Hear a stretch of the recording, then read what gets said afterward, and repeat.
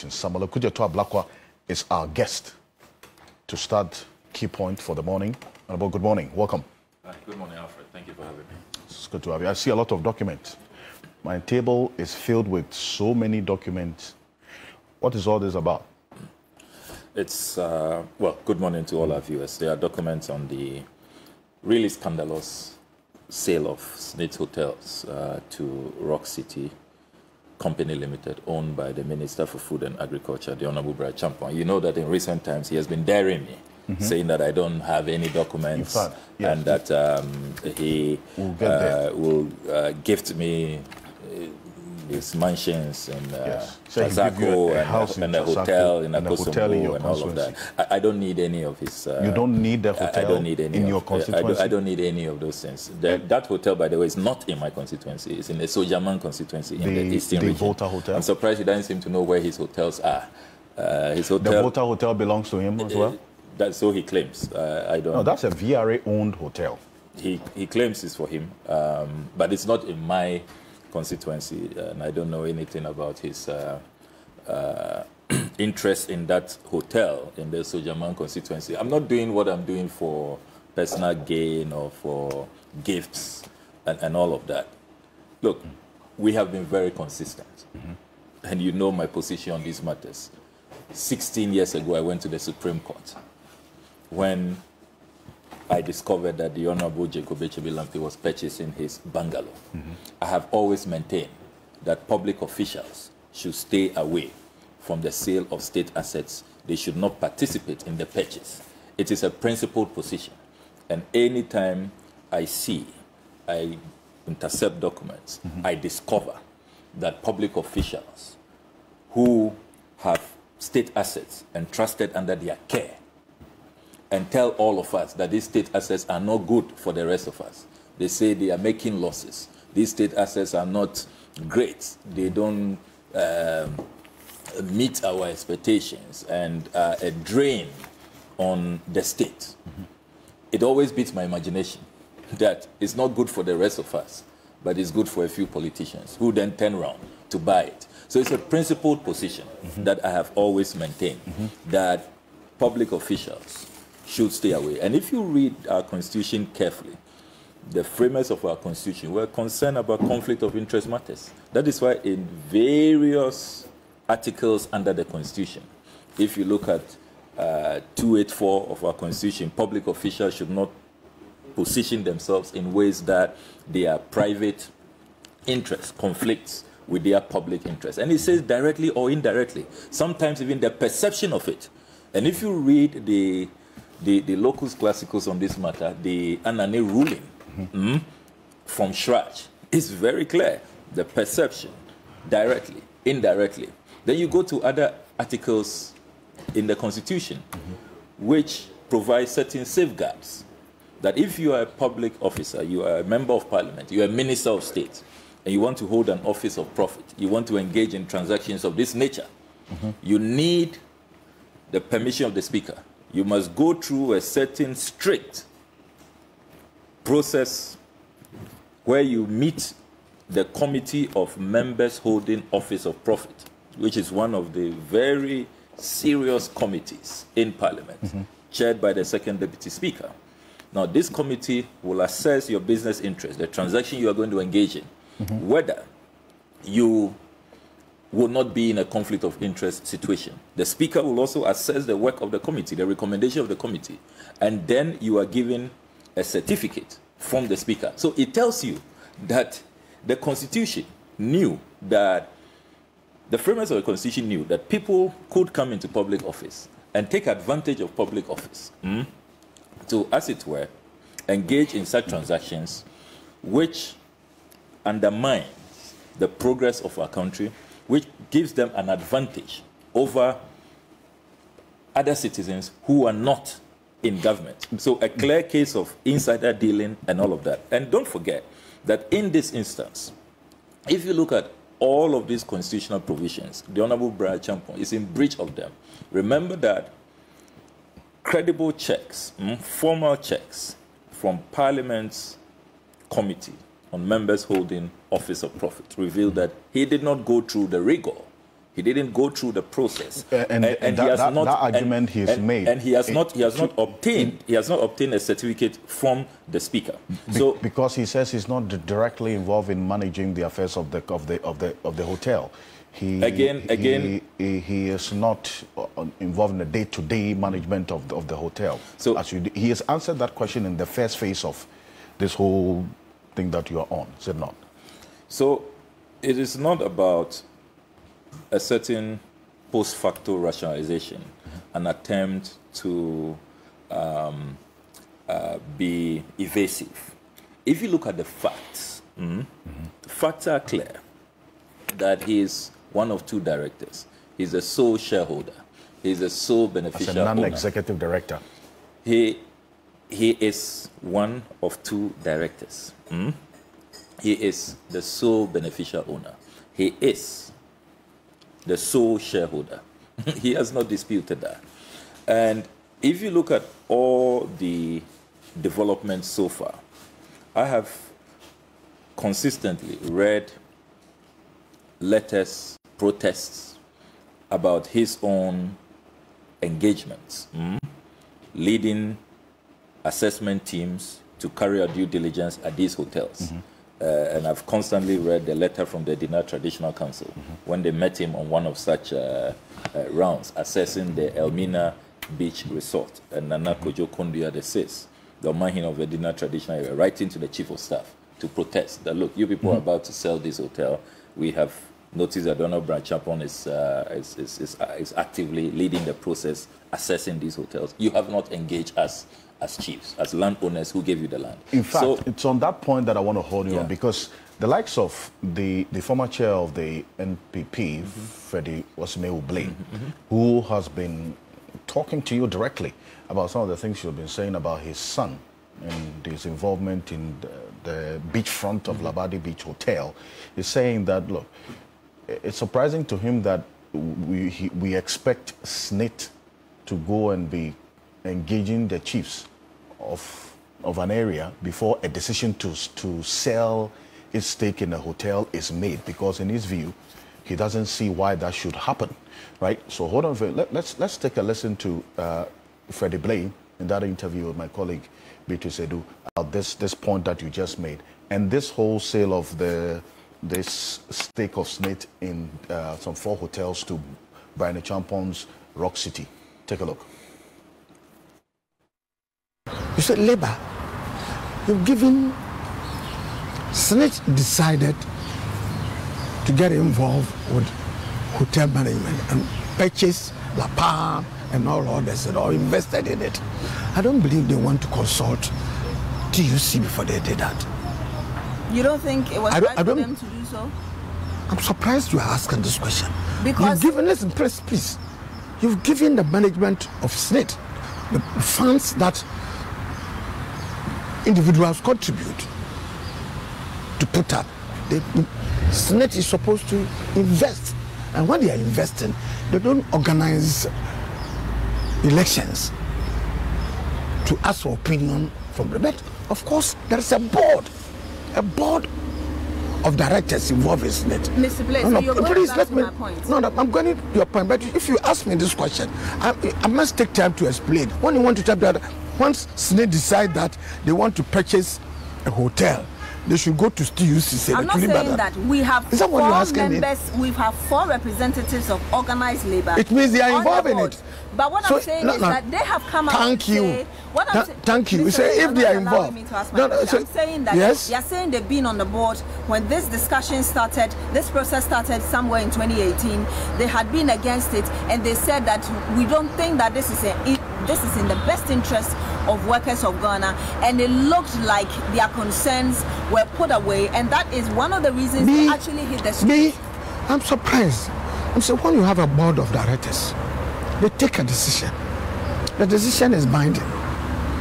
The decision is one decision. If we are 10 members of the board, 7 of us decide that we are going this way. One of them gets up to say that my protest was ignored. And this one you want to take on board and discuss with me. I'm telling you, I am a chairman of a board of directors.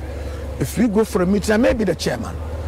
If the board together, jointly, decide that this is the way we go, irrespective of my individual protest or disagreement of it. The decision that is taken binding on us. So you think but I don't want to go into that. Being hypocritical? Now, please, I don't want to go into that as to what happened in their boardroom. No, I'm but let's asking discuss. You're saying that the stance of organized labor now is hypocritical. I'm saying I don't want to go into that as to how the decision was arrived at and who took a decision, who participated and who protested and so forth. But I will be surprised that 4 members of a board, I don't know how many members they are. 4 members, I don't know how many. The strength of the board itself together, they are taking a decision that we don't want one hotel to be sold. It's a decision that will be taken by the board, a decision that will be taken by the Senate company. It's a policy. I'm not questioning that now as to whether it is a good idea in the first place. Who even decided to go into hotel management? What board decided on that? That is Senate. So I'm not interested in questioning who took what decision, but they gave notice to the whole Ghana, everybody, including even not only Ghana, to the whole world, that those who want to come and buy this chain of hotel or 4 hotels which we own, if you are interested, bring an offer. If it costs 200 and we have offered 400, they take the money into their pocket and go and do whatever they want to. If I give 200 or I give 100 and they think it's a very good thing, it's in the best interest of SNET and the hotel that they want to dispose of, so be it. I can't question the decision of SNET because government appointed members of the board. I don't have any problem with that. If they decide that as a policy, indeed, I'm not too sure when they even decided on that. Some tell me that they decided to dispose of it as far back as 2015, 2016, to dispose of it. That is it. The time when NDC was in power, and it has continued. The process is being gone through. But today, some people stand out of it and now try to question that this is one hotel which is making profit, so you can dispose of 4 and leave 1. It's not a business sense. People don't even understand. So organized labor is wrong, in your opinion? Look, I don't know on what basis they are taking their decision and whether they themselves have decided against it or not. I'm not aware and for what reason they decided. I am not sure. I don't know about it. They may have their good reasons. I'm not ready to discuss that. But I'm saying SNET took a decision to dispose of that. And I don't have any question with that. I would have loved to buy if I had the money. I would have loved to buy because I have a good idea, but the son had convinced me that it could be made into something else. So that's the former chair, national chair of the MPP. He's the current board chair of GMPC, correct? Freddie Blake. Now he says he actually would have bought these hotels that you are opposing the sale. If he had the money, he would have bought it. And in fact, a decision like this, it has to be taken also on the basis of profitability or otherwise and good management and so on. They don't necessarily need to even consult the chiefs and people. Did this process to sell off the stakes of SNET in these hotels start in 2015 and 2016 when you were in power, as he stated? As far as you do know? So, first of all, it is absolutely important to question Mr. Freddie Blake's interest and conduct in this whole affair. Is he the board chair of SNET? Oh, he said if he was. Is he the spokesperson of SNET? Is he the employment minister who has responsibility over SNET and how workers' contributions are utilized?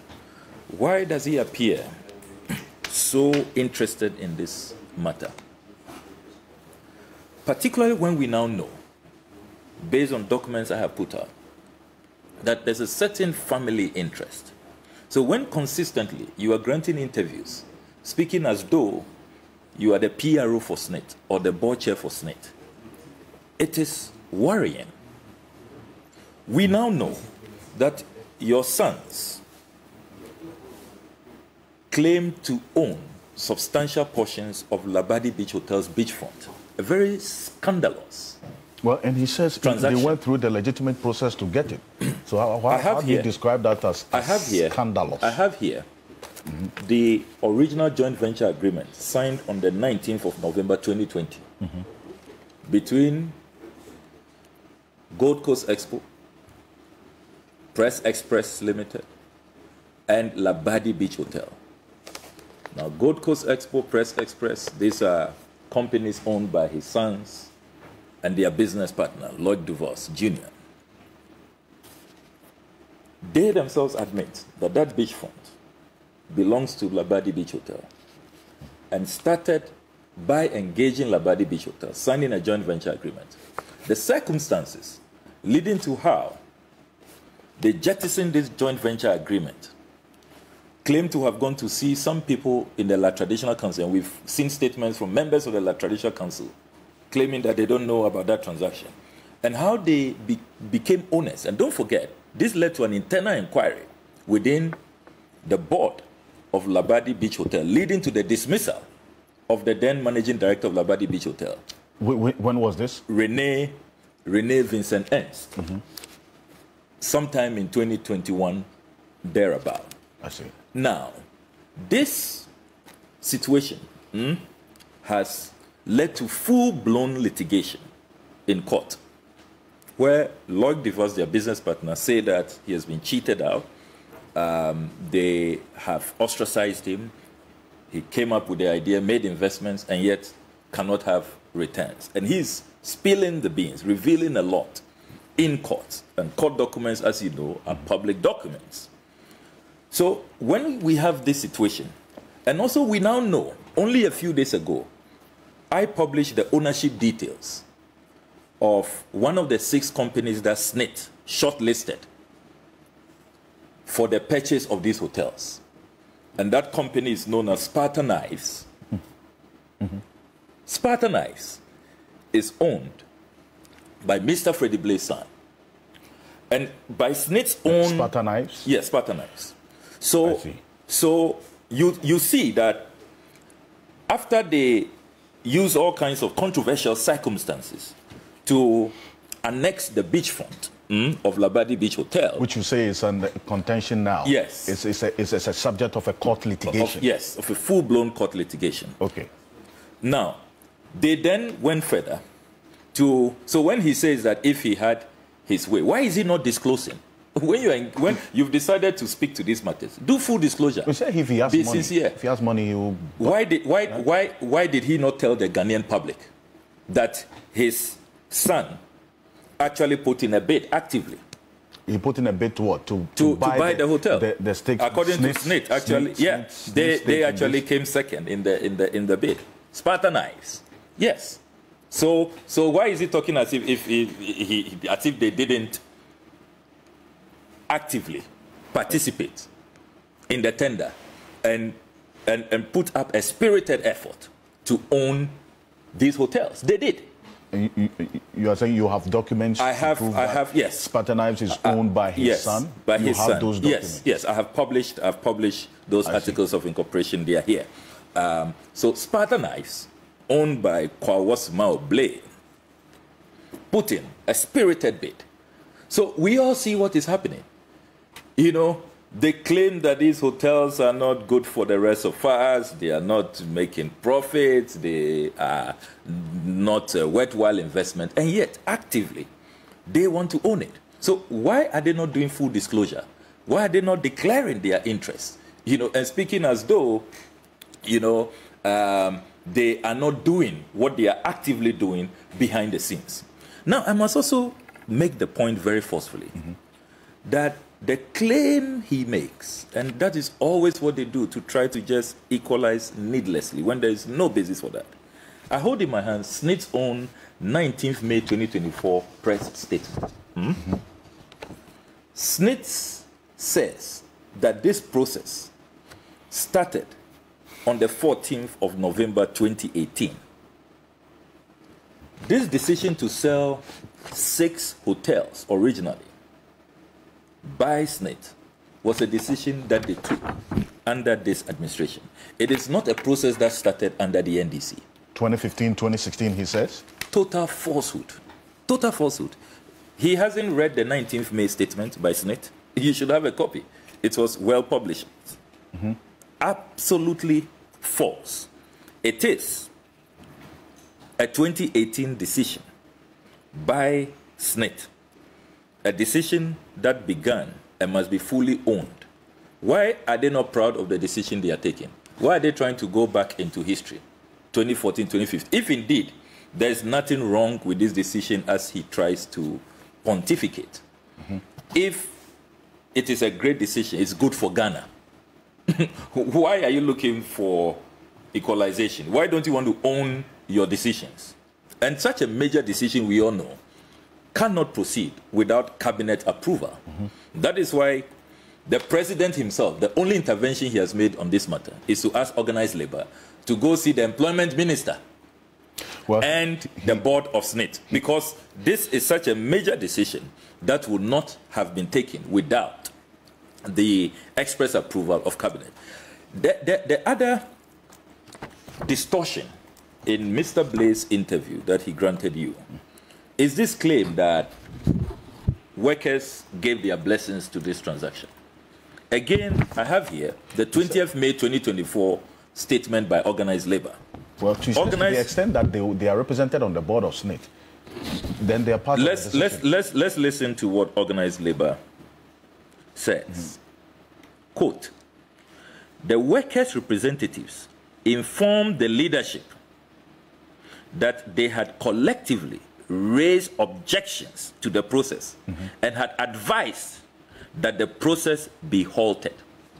This is when organized labor called for a meeting of their reps. Let me begin with the preceding paragraph. It says, at a meeting held today, 20th May 2024, the workers' representatives on the board of trustees of SNIT briefed the top leadership of organized labor about the proposed sale of 60% of SNIT's interest in some hotels. The workers' representatives informed the leadership that they had collectively raised objections to the process and had advised that the process be halted.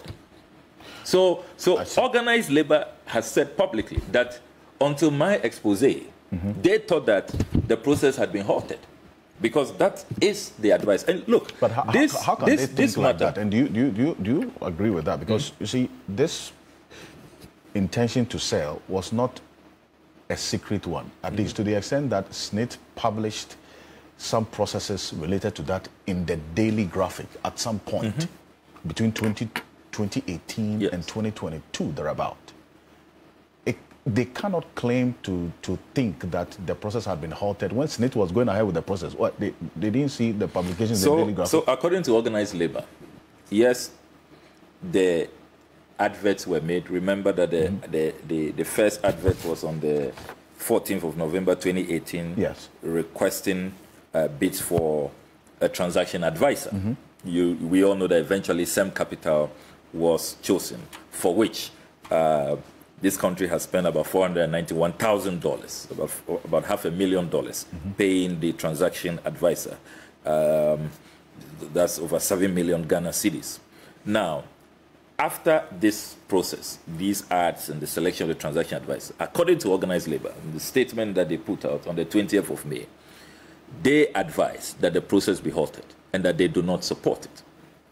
So their understanding was that the process had been stopped. That's what they have told us. Yes. Now, I haven't seen any documents to the contrary.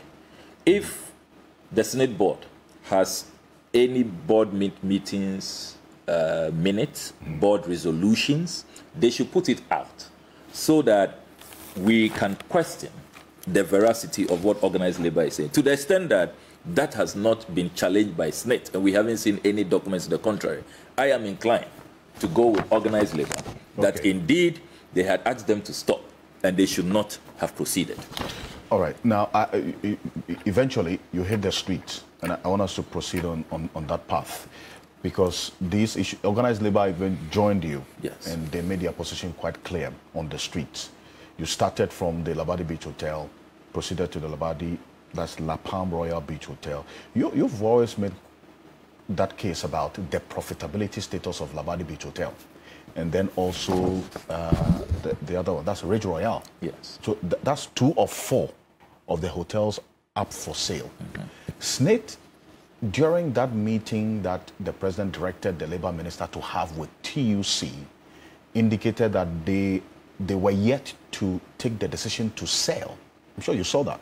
So they were yet to take the decision to sell these hotels. They were yet to finalize all of that. Is that consistent with what you do know? Because you're saying that already there are site visits by the Honorable Brian Champong to these areas. Yes. Does that point to the finalization of the deal? Is it contrary to what SNIT is saying, as far as you do know? So let me begin with a demonstration. I will be remiss if I do not spend some good time on this consequential demonstration. Very monumental development, which cannot be glossed over. The thousands of Ghanaians who poured out on the streets throughout the week, many Ghanaians have been so amazed and so delighted at how the vast majority of Ghanaians understand these issues, are participating in the matters, and are vehemently, very loudly protesting against the sale of these hotels. If you look at Tuesday's turnout and you drill down to look at the partners, I mean, it's as though the whole country against the government. See the turnout from the traditional authorities. I want to start from there.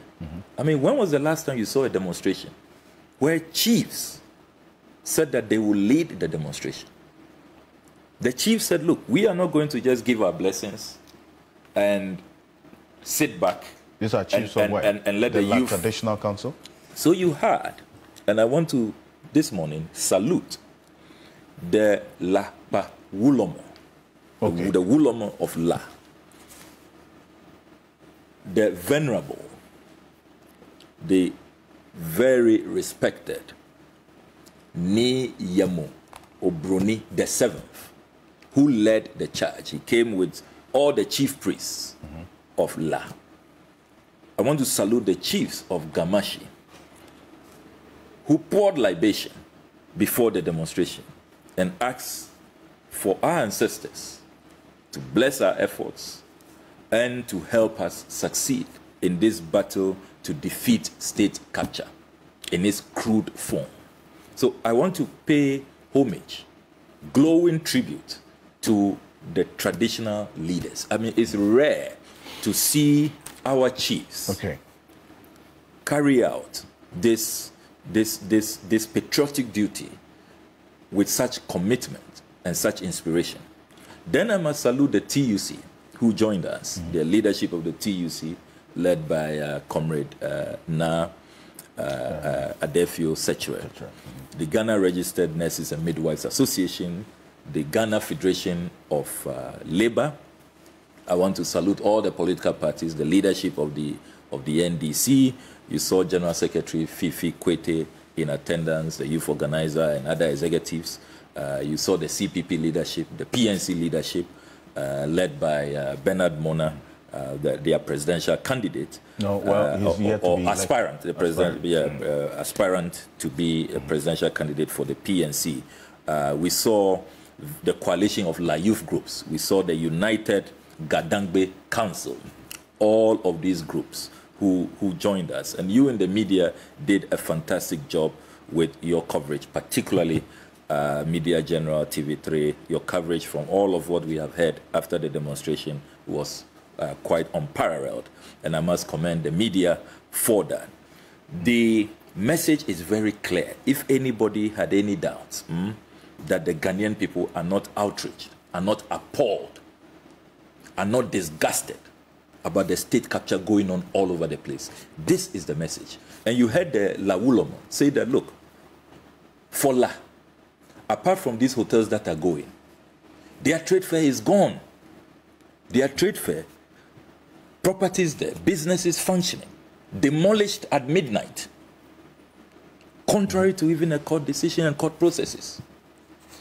They say their La General Hospital, demolished and abandoned for years. It's only recently that some work has begun.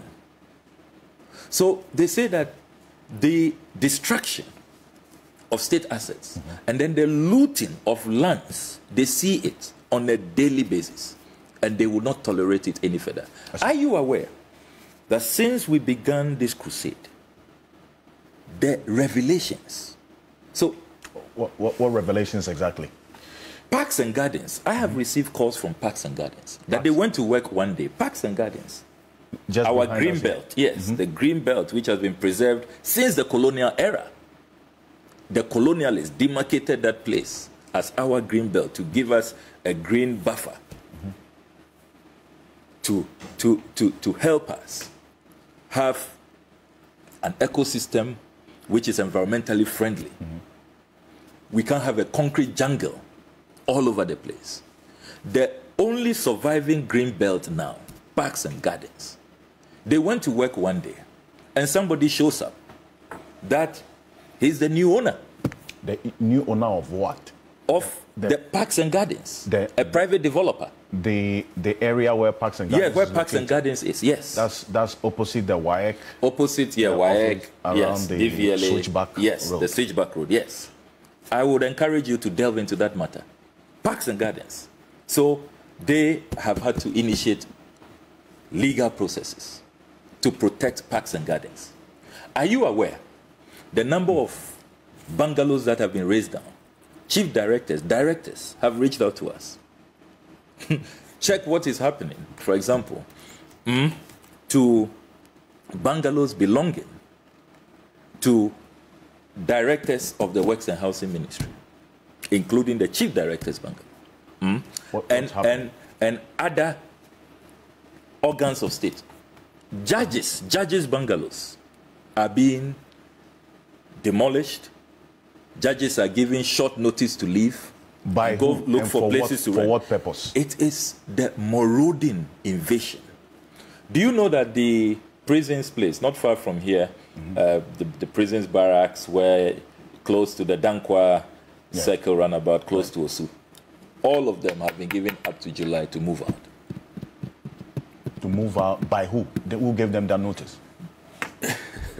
The Interior Ministry, that some private developers are taking up. The Interior Ministry gave them the notice. Yes, they have been. So they've been given notice to move out. Look, the things happening in this country, across the country. If you go to Tamale, you go to Ho, you go to Wa. Only yesterday I published a letter the Lands Commission wrote to the Upper West Regional Minister. The minister was shocked. The minister, the minister was trying to protect lands belonging to Parks and Gardens in Wa. And wrote to when he started, the private developer says, Honorable Minister, please, you put yourself in trouble. I have valid title. So the regional minister writes to the Lands Commission, and to his shock, the Lands Commission confirms that yes, leave the private developer alone. I see. So the state capture we are talking about is real. And that is why I must this morning salute President Mahama, the former president, who put out a very clear message 2 days ago. That? A clear and decisive promise. And I really want to salute the former president, celebrate him for that. This is the pledge he has made to Ghanaians. The Akufo-Addo and Bawumia government is disposing of state lands and properties at an unprecedented rate. When elected, my administration will prioritize the investigation and repossession of these lands. Powerful pledge, and this pledge has received such resonation across the length and breadth of this country. Every Ghanaian is excited about this. Let's look at that Lands Commission document that you're talking about with respect to what you are indicating is happening. This is it, right? Yes, that's it. The alleged illegal development, construction of fuel station. Yes. Near Parks and Gardens. Yes. According to Parks and Gardens, it's their land in Wa. That's around Dobile. Yes. Kampalpani residential area along the J.J. Rawlings High Street, one municipality, the Upper West region. Yeah. Land title information and brief historical background of the site. Yes. The site. It says, please. This has is on the letterhead of the Lands Commission, Upper West region, addressed to the Honorable Regional Minister. It says, please, furtherance to your request for information, the subject matter above refers to enable you take further actions on the alleged illegal development.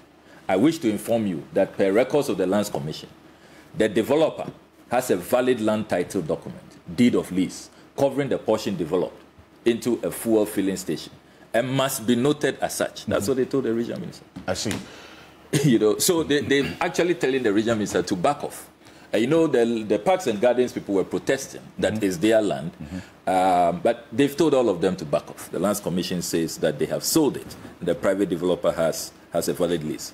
Valco lands are also going in the coming days. I'll be putting out more documentation and some aluminium company. Yes, and some evidence to that exactly? Around the Tema enclave.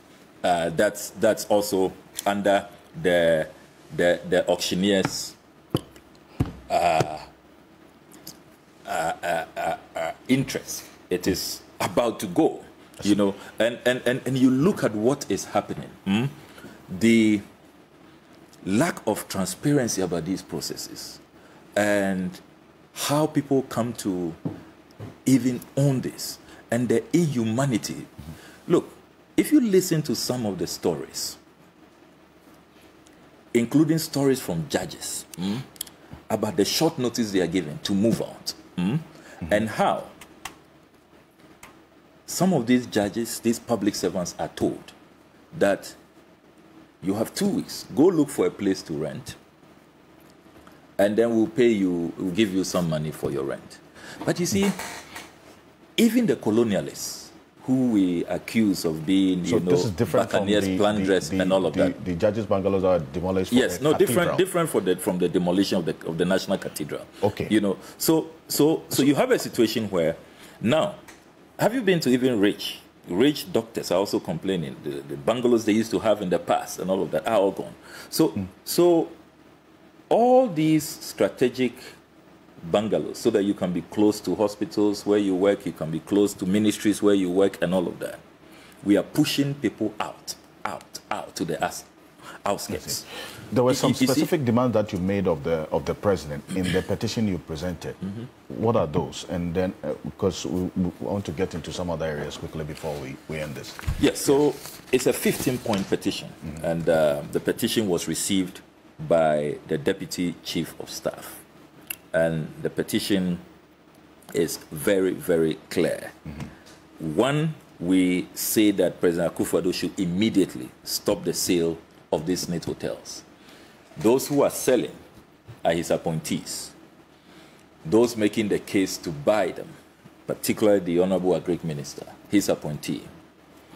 We have put out all of what is wrong about this sale. This sale cannot be in a strategic interest. These hotels were built with workers' contributions. These hotels are hotels that will take care of workers when they retire. We are saying that if you look at the Labadi model, it tells you that even for the hotels that are struggling now, they used to be profitable in the past, they're struggling now, it is a management issue. Instead of selling, change the management. Stop appointing people, political apparatchiks from the Jubilee House.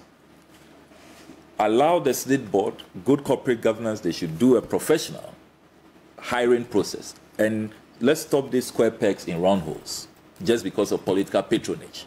And get the right management for these hotels, and you will see the results. The Labadi example has proven that it works. Selling cannot be the option. We have also said that, look, historically, since 1966, this selling of state assets have not been beneficial to Ghana. Okay. We lost out on the Industrial Revolution when we sold all these Nkrumah factories and industries and all of that. They just became private assets. They don't help the nation in any way. So these sales must stop. We are also demanding that the president commits that are private members' bill. Recently, the president has gained notoriety of refusing to sign private members' bills from Parliament. He doesn't want to assent to them.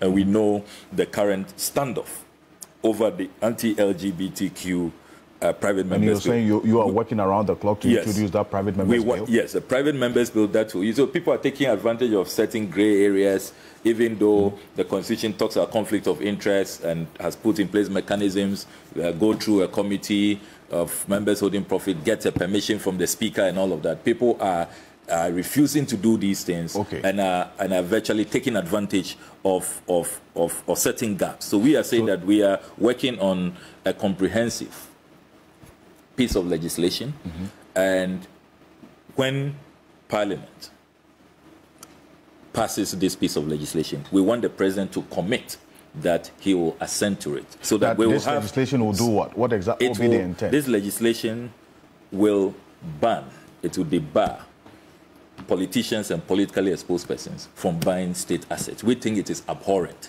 it is abominable, it is despicable, it's deplorable, it's disgusting. We don't think that this must continue. And that is our long-term solution. And is this going to be introduced in the life of this 8th Parliament? Yes, in this 8th Parliament. In this 8th Parliament. In this 8th Parliament. We are determined to do that in this 8th Parliament. I see. We have also served notice after the demonstration that following calls we are receiving, we are receiving an avalanche of calls from the central region, the chiefs and people of the central region, who say that they also do not want to lose their 2 hotels, Elmina and Ridge Royal. And so they will want part 2 of this mammoth demonstration to be staged. And they are actually threatening that they will beat Accra to it. So we have said that if we don't hear from the president in the next few days on this petition, he taking action. Look, who hasn't spoken against this deal? From civil society, organized labor, those in academia, the various political parties, the workers themselves, everybody is outraged about this transaction. This transaction look, when you even scrutinize it, you know that a few days ago, the Honorable Brad Champon dared me. Yeah, so that's why I want to end it. But before that, so after this demonstration, then what next? I want this response to Brian Champon. Yes, so after this demonstration, we expect the president to act on our petition. You expect him to act? Yes. Okay, if he doesn't? And act by aborting this obnoxious transaction. He must cancel it immediately. He must dissolve the Senate board. We want the Senate board dissolved. We want all the appointees who have brought us to this very, putrefying point to be sanctioned. We've made these demands. And we have also said that this encroachment, which Labadi Beach Hotel has become helpless, because it's making them lose revenue, the nuisance, the noise, and all of that. He should intervene, because the board say they are helpless. He should intervene and get the Blay family out of the beachfront of Labadi Beach Hotel, and make sure that these state assets are left for the Ghanaian people. It's a simple message. Stop the state capture. If these state assets are good for the Honorable Brian Champon, if they are good for the Blay brothers, they can be good for all Ghanaians. I mean, nothing can be clearer than this. Right. So that you expect the president to act in the coming days, and then that would, if not, then it will inform your next decision. But there was a direct call to you. In fact, the Honorable Brian Champon dared you. If you're saying that the Rock City is making losses. Yes, it's a loss making. There is any institution that has to buy the other, it is Labadi Beach buying Rock City, not the other way around. Absolutely. He spoke to my colleague Nanaya Brifo in Parliament, dared you that if you have documents to show that Rock City is making losses, you should come and show it. And that if you do, he's going to give you a house at Trasaco for free, and then a hotel in your constituency, amongst other things that he promised you. You have documents to prove that Rock City is making losses. Definitely. Let's hear from the Honorable Brian Champon when he spoke to my colleague within the week. And I'll see the documents that you have. Take a look. They say, Omomoka. Ubie ni ho beti nyaka obebi as Rock City. You are not making losses. Well, me who could to name Samijemfi. Yes. Rock City is not making losses. There is no one anywhere who can say that Rock City is making losses. I saw Okudzeto and Samijemfi in the studio exaggerating. He was exaggerating that Rock City is making losses and that he has intercepted documents from GRA.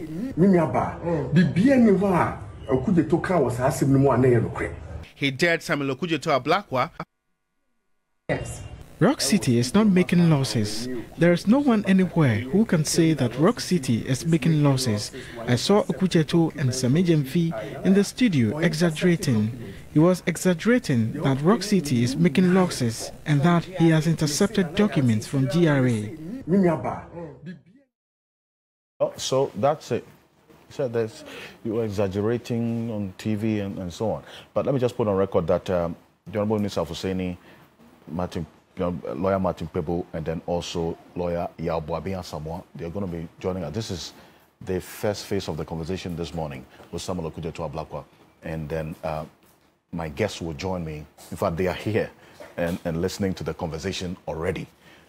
So what documents do you have to prove that Rock City is making losses? So, first of all, in that interview, the Honorable Brian Champon categorically stated that I have intercepted nothing, that I do not have any documents at all. I do not have access to his filings at GRA. Yes. He spent substantial time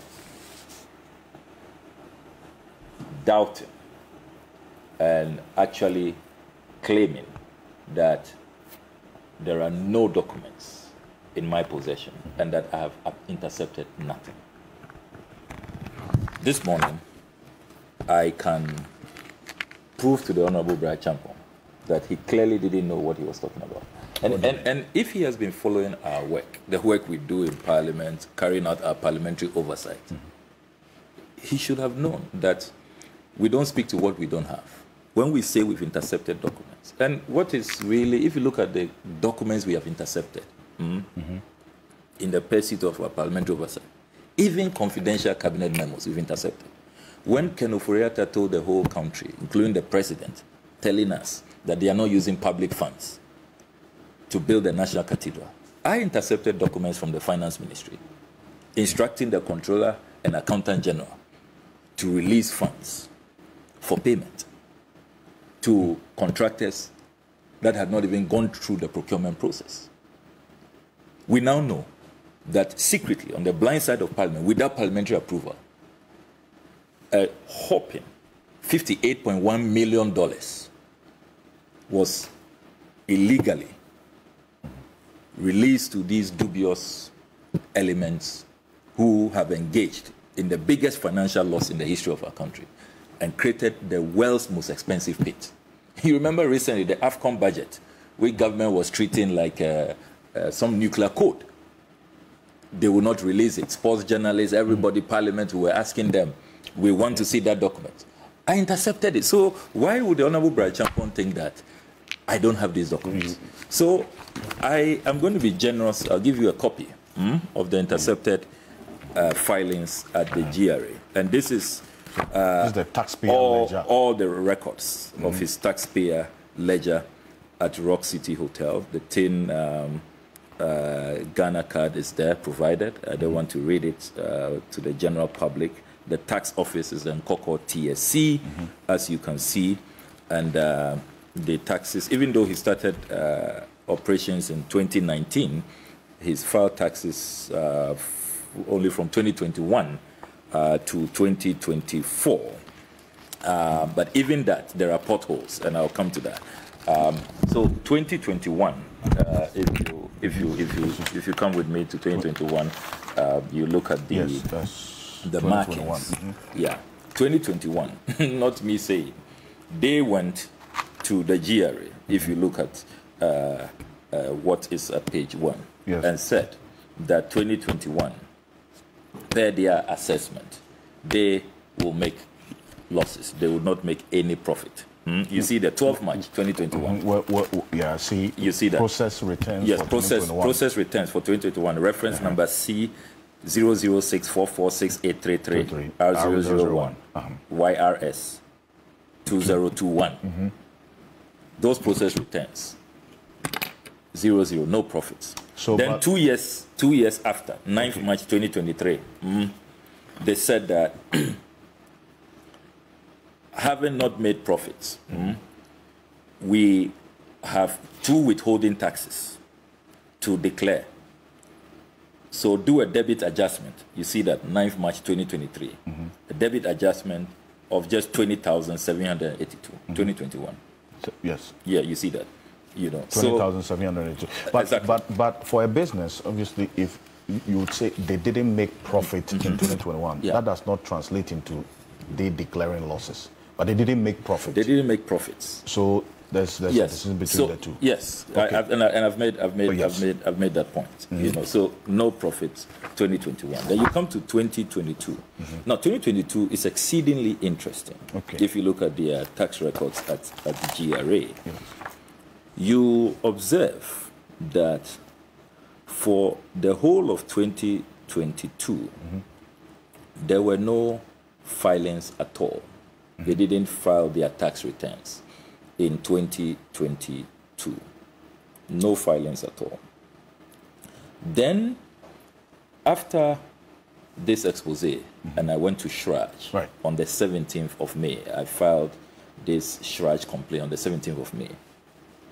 Days after, they rushed to GRA. So if you check the entry number 3. Yes. They rushed to GRA on the 23rd of May 2024, 2 years later. That's process returns for 2022. Yes. 11,299.83 CDs.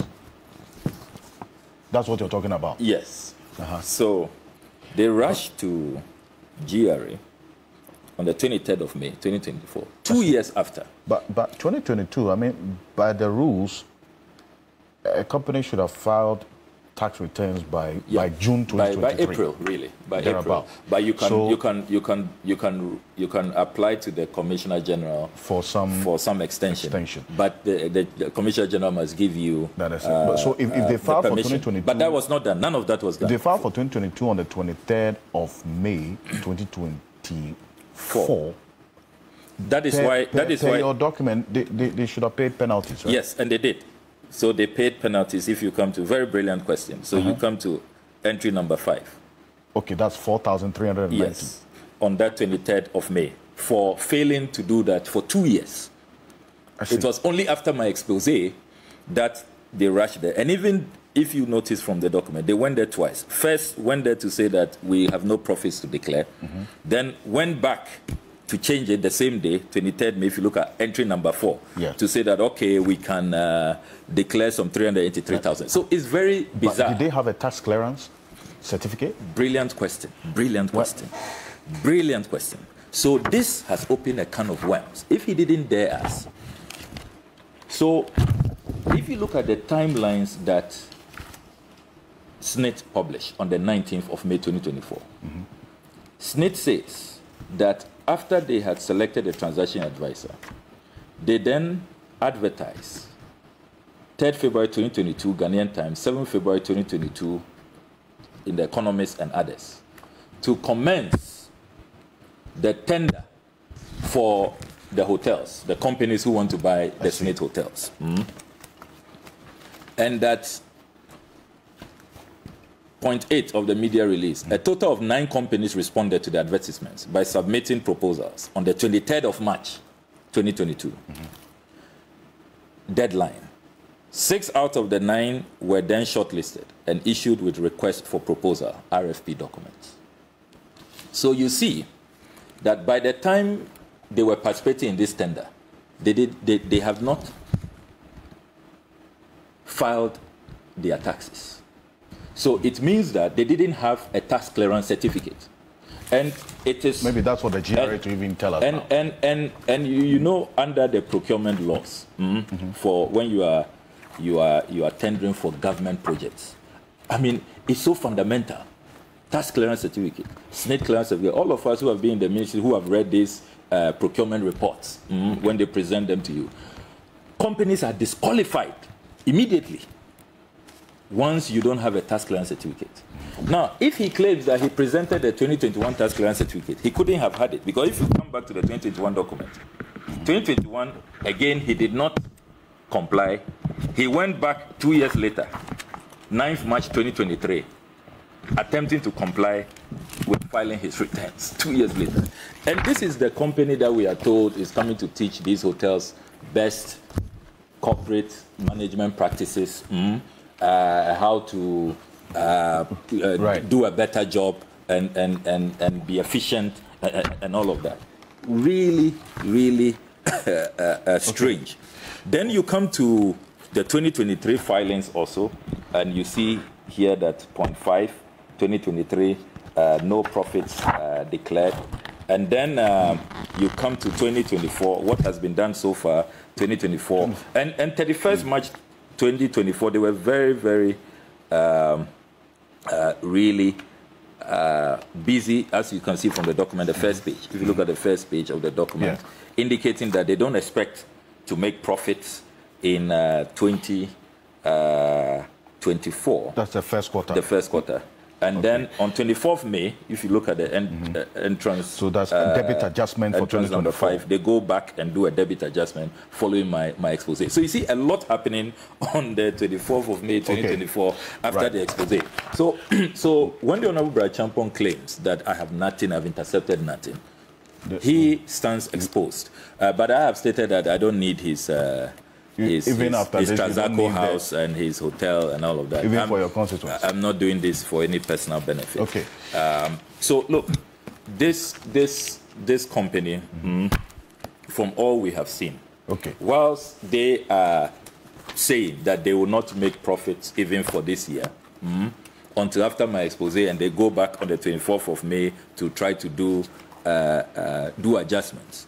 Look at the record of SNIT from the Deloitte financial statements. SNIT has a gross profit of 158.4 million. Net profit, operating profit, 58.2 million. Okay. SNIT, that's Labadi Beach Hotel, pardon me, Labadi Beach Hotel. Labadi Beach Hotel is paying dividend to government, 25 million. And if you look at how Labadi Beach Hotel, the management there, they are compliant, they are following the laws, they have their tax clearance certificates, they have good corporate practices, gold standard. How can anybody convince me that Rock City, with this horrible record, should be the one purchasing Labadi Beach Hotel and not the other way around? Okay. Okudzeto Ablakwa, thank you very much for coming, and as you indicated, this is a matter that's not ended as yet because no action has been taken to halt this transaction as far as we do know. So we will keep an eye on it as you also stay the steam on what... Organized Labour has informed me that the president has invited them to a meeting on the 25th. The 25th? Yes, so we are which is Tuesday. We are watching that space, which is Tuesday. We hope that it will not be another attempt to convince Organized Labour. Because, look, I'm so disappointed in this president that he has taken so long to intervene in this scandalous matter and just stop this rot. I'm shocked. The president who told us that he will not entertain this, that people who want to engage in transactions of this nature should stay in the private sector. He's the one superintending over this mess, and he's watching on as his appointees offer all kinds of ridiculous explanations, throw challenges that they know when they are exposed, they will be embarrassed. I mean, won't the government stop this mess? Well, Okudzeto Ablakwa, thank you very much for coming out